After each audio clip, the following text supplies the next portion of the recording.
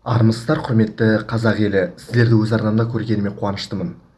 Мұны айтқалы отырған хабар көпшілікті ойландыру керек, себебі Қазақстанда енді 45 ауыл жойылғалы жатыр. Яғни солтүстік аймағымыздағы 45 ауылдың болашағы жоқ деп, үкімет бұл ауылдарды таратып жібермек. Былайша айтқанда, сол ауылдарда, ойлап қараңыздаршы, бір ауылда 2 адам, 3 адам ғана тұрады. Осындай 45 ауылды жойғалы отыр картадан. Үкіметтің, яғни бұл жерлерді қаржыландыруы бюджетке салмақ салады деген сияқты. Енді осыған байланысты ақпараттарды алдымен айтып өтейін, содан кейін тақырып тарқатып айтатын боламыз. Облыс әкімінің баспасөз хатшысы Тимур Әбдірешев былай дейді: бұл ауылдарда 10 адамнан кем тұрады, орташа есеппен. Жалпы мысалы 3 адам тұратын бар, 5 адам тұратын бар ауылдар бар. Осы 45 ауылдың ішінде 7-еуінде мүлде тұрғын жоқ.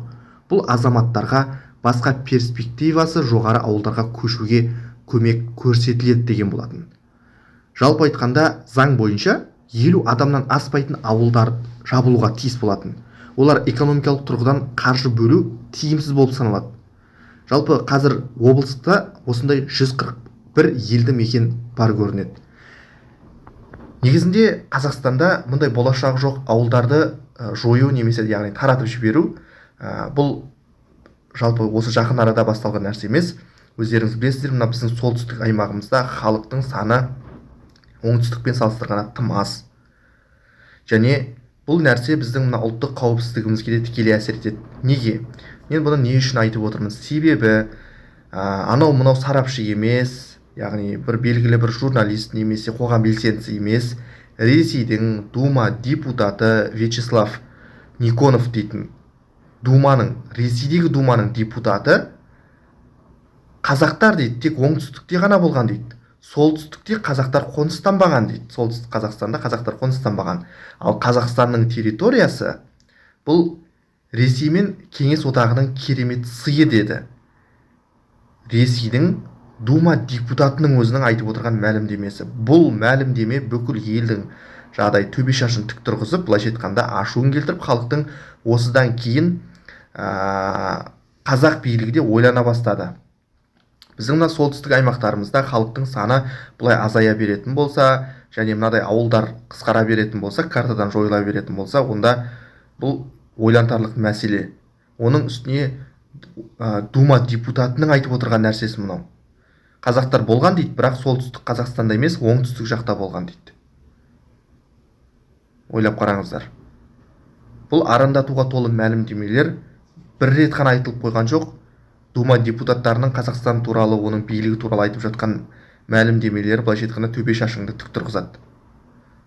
Ал енді осынау 45 елді мекеннің картадан жойылатын туралы ақпаратты естіп отқан кезде, мен ойладым, солтүстікке демек біз қатты көңіл бөлуіміз керек сияқты.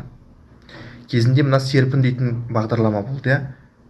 Солтүстікке мына көбінесе жастарды сол жаққа жұмыс жасатуға жақсы бағдарлама, ниет жақсы болды деп ойлаймын, бірақ қалай дегенмен де оңтүстіктен солтүстікке көшетін отбасыларға көмек беру бағдарламасымен жақсы таныспын, және оны бағдарламаның қалай жүргенін былай өз көзіммен көрдім.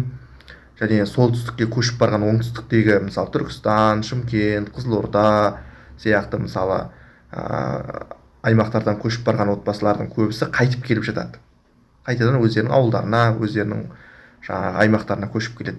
Ол жақты біріншіден климаты қатал дейді, салқын дейді, тұратын жерлері әкімдік дұрыс жағдай жасамады дейді, берілетін жағдай субсидия жақсы берілгенімен, былайша айтқанда көмек жақсы берілгенімен, оңтүстіктің жылы ауа райына үйренген халық солтүстікке көшкісі жоқ.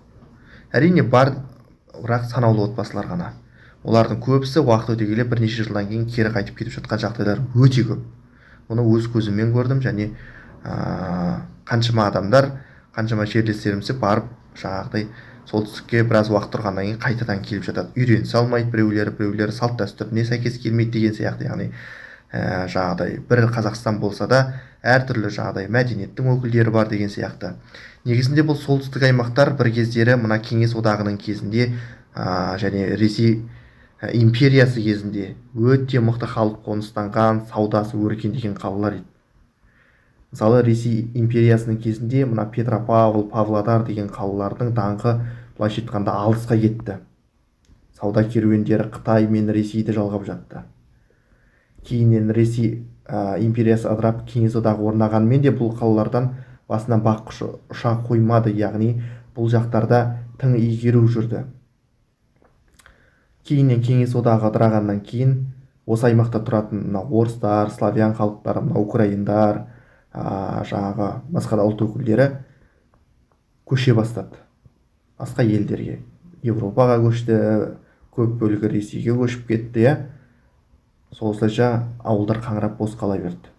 Ал енді бүгінгі жағдай осындай.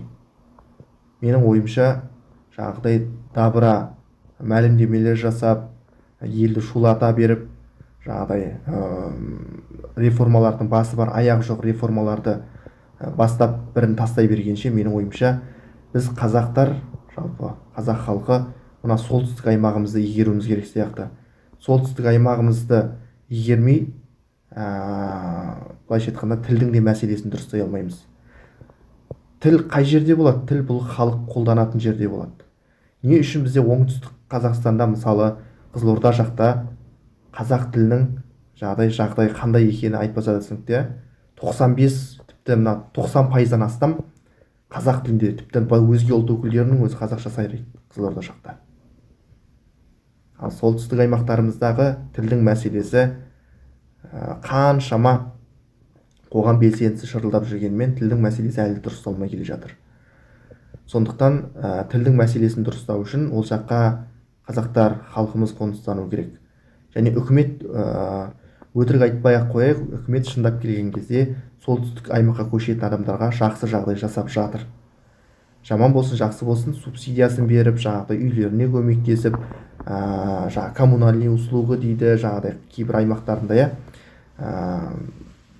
Өйткені ол жақтардың көбісінде ауылдарында көмір жағады әлі күнге дейін. Ағашты кубпен түсіреді. Ойлап қараңыздар.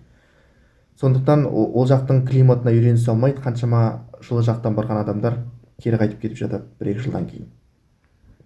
Менің ойымша қазақтар сол жаққа көбірек қоныстану керек. Біз сол солтүстікті игеруіміз керек, өзіміз игеруіміз керек. Экономикамыз сонда ғана жақсарады. Бәріміз жапа-тармағай жаңағыдай оңтүстікке жиналып алып отырғанымызбен солтүстік аймағымыз былай бос қала беретін болса, бұл ұлттық қауіпсіздігімізге де әсер ететін нәрсе. Соны ойлауымыз керек.